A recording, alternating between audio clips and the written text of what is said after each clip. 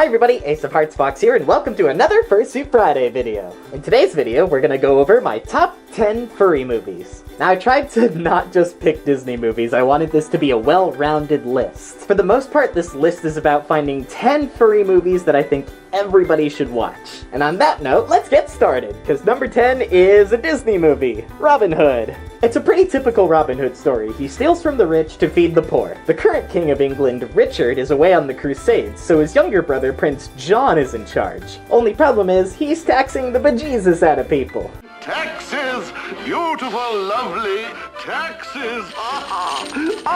Now, it's not the biggest or most spectacular Disney movie. It's definitely a lot more down to earth. But there's something really warm and nostalgic about that 70s animation feel. And while it's not always the most fast-paced movie, it definitely has its moments in dialogue and humor, and it even has stunning visuals at some times. Also, it's just fun to see how many times they switch from people hands back to animal paws. So overall, Robin Hood is a solid example of early furry animation.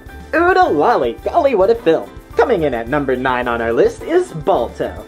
Very, very, very loosely based off an actual dog, Balto stars Kevin Bacon as a half-wolf, half-dog hybrid Balto. So he's basically Kevin Bacon's persona. So Balto's in love with a local dog named Jenna, whose owner is this adorable little plot device named Rosie. And would you know it, Rosie is sick with the tuberculosis. And I guess there's a blizzard that's preventing all the boats, planes, and trains from getting to Alaska. So their only choice is to have a sled dog race to see which team's the fastest to deliver the medicine. Wouldn't the time spent on a dog race actually be better spent trying to deliver the medicine? I don't know, man. I don't own a husky. Oh yeah, also the main antagonist is this guy, Steel. To me, Steel is a really terrifying antagonist and a hilarious antagonist. Mostly because he's just a dog. Like, he's literally just a dog. Like, he's an evil dog, but he's still just a dog.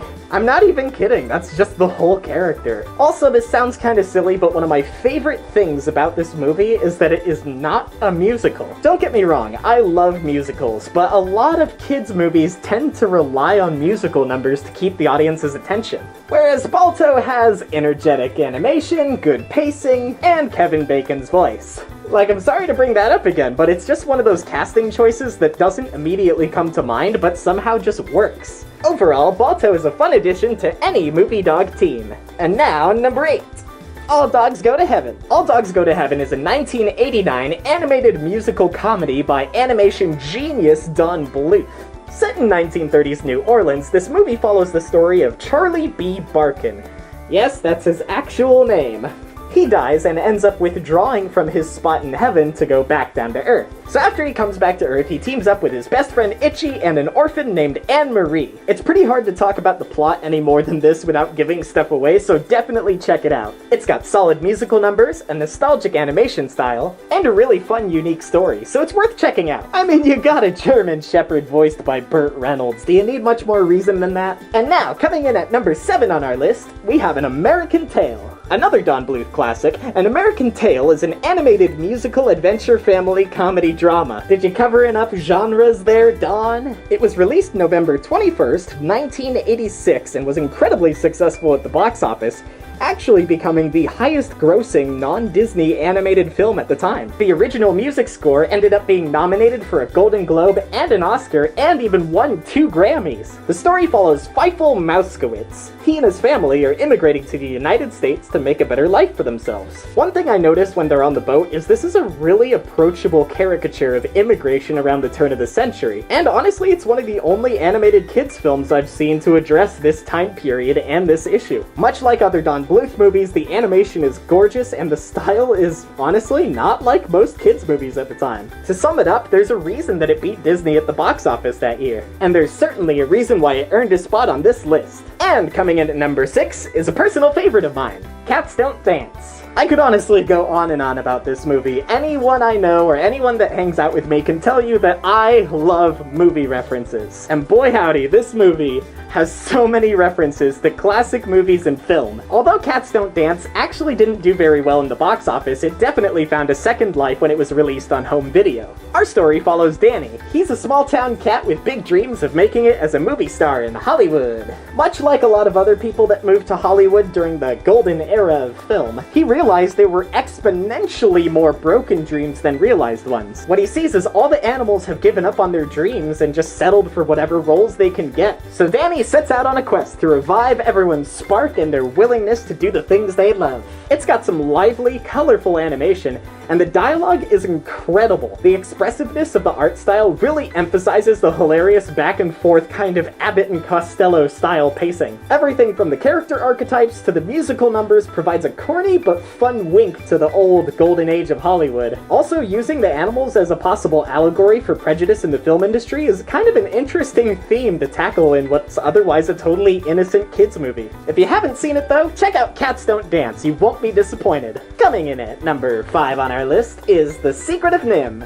Based on the 1971 novel Mrs. Frisbee and the Rats of Nim, Don Bluth directed this rather unique departure from the typical animated children's movie. The film stars a timid, widowed field mouse named Mrs. Brisby. Apparently they had licensing and trademarking concerns regarding the name Frisbee, so they changed it for the movie. Like, that's the actual story. They were scared they were gonna get sued by whoever makes Frisbees. So her son Timmy falls ill with pneumonia. That's right. This movie is all about an adorable field mouse, and little Timmy is sick. So she consults the Great Owl, and he tells her to seek out the rats for help. I'm 99% sure I'm butchering the story right now because it's been so long since I've seen this movie. But one thing I do love about the main character is that she's not a brave hero. She's scared, but honestly that's kind of how any of us would be in the situation she's in.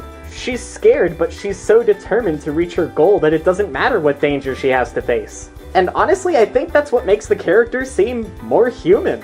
And the movie as a whole has actually some really unique traits that very much earn its spot on this list. For one thing, it's placed in a fantasy setting, which is a popular genre in literature for these types of animal characters, but not something that was often covered in animated films. Sure, you have your typical princess stories, but in anthropomorphic art, it's honestly kind of an overlooked genre. Not only that, but this plays out as a very dramatic motion picture. Like, sure, there's comic relief, but typically that humor plays a much bigger role in an animated kids movie, while usually the dramatic portions tend to take a back seat. This movie completely flips that, and has some pretty eerie visuals at times. This is definitely an interesting jump in the direction of a more straightforward adventure film, as opposed to being the normal route of a happy-go-lucky kids movie. Not that there's anything wrong with being a happy-go-lucky kids movie, but it is fun to see how this plays out in a much more serious tone. Either way, it's no secret that this earns a spot on this list. And now, coming in at number 4, The Cat Returns. The Cat Returns is directed by Studio Ghibli, the same people that brought you several critically acclaimed movies including Spirited Away, My Neighbor Totoro, Princess Mononoke, and many, many more. This was actually the only movie on the list that I hadn't seen before making this video. So I watched it the other day, and I was blown away. It has a gorgeous visual style, and they did a fantastic job with the English voice casting. I mean, they got Tim Curry as the Diabolical Cat King, and they got Carrie Elways as the Baron. And I mean, cats! There's so many cats, and it's just adorable. Like, half the time I couldn't pay attention to what was going on, just because the cats are so cute.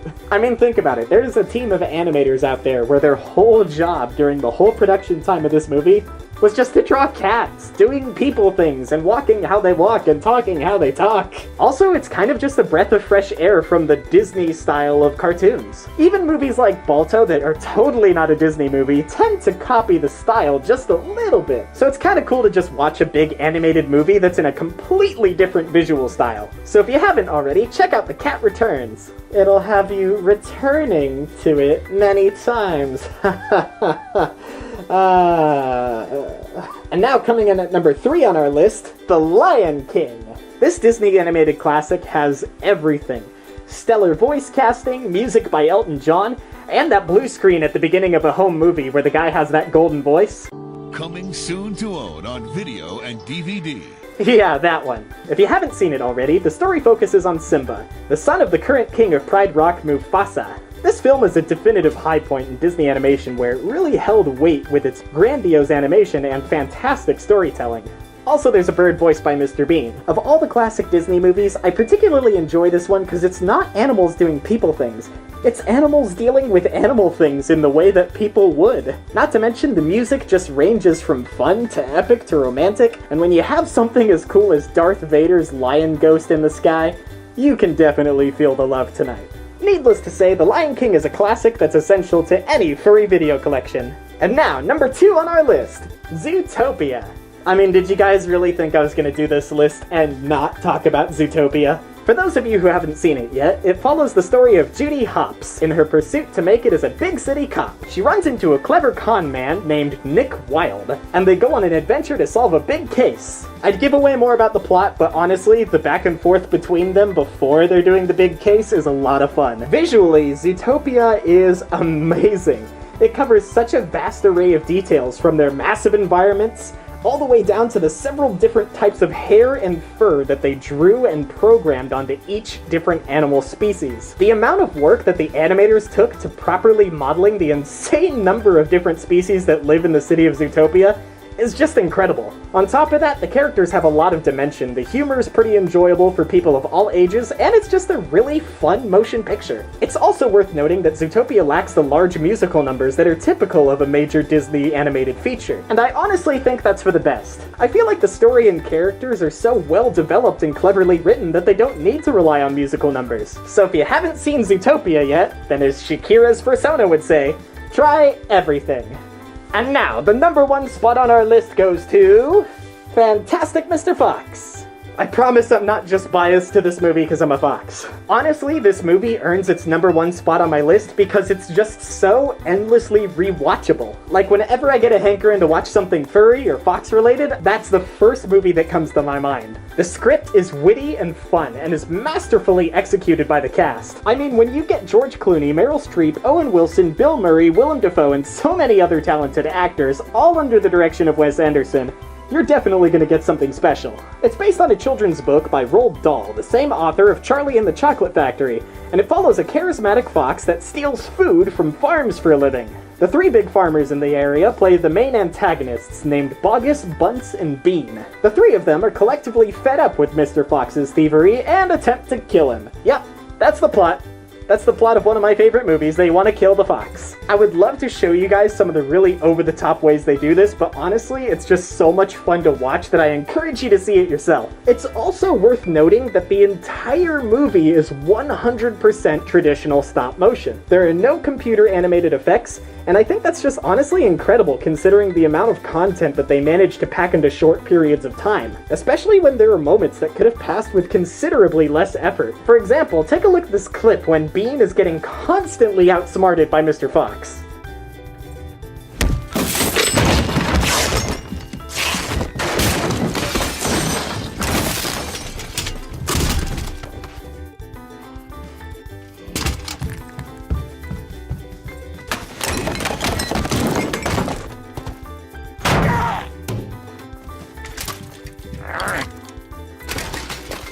Some of the visual effects in this movie could have easily been done by computers, so their choice to continue with traditional stop motion is just that much more impressive. Something that also catches my eye every time I watch this movie is that the camera movements and angles are very consistent of the characteristics of a live-action film. That's just something I really enjoy because you get really immersed into the miniature scale of the animal world. And then you have moments where the film reminds you of how tiny that world is compared to our own. It's got gorgeous color palettes, unique animation and art style, and a heartwarming soundtrack ranging from everything from Burl Ives to the Beach Boys to the Rolling Stones. And it's all topped off with star-studded voices to bring the diverse cast of animal characters to life. If I had to give this movie a rating, it would be quote-unquote fantastic. So thanks so much for watching my top 10 furry movies, everybody. I hope you enjoyed it. Do you have any furry movies that I missed on this list? Leave them in a comment down below. Also, if you want to directly help the channel, I have my Patreon and merch store links in the description below. So thanks again for watching, everybody. My name's Ace of Hearts Fox, and I will see you all in the next video.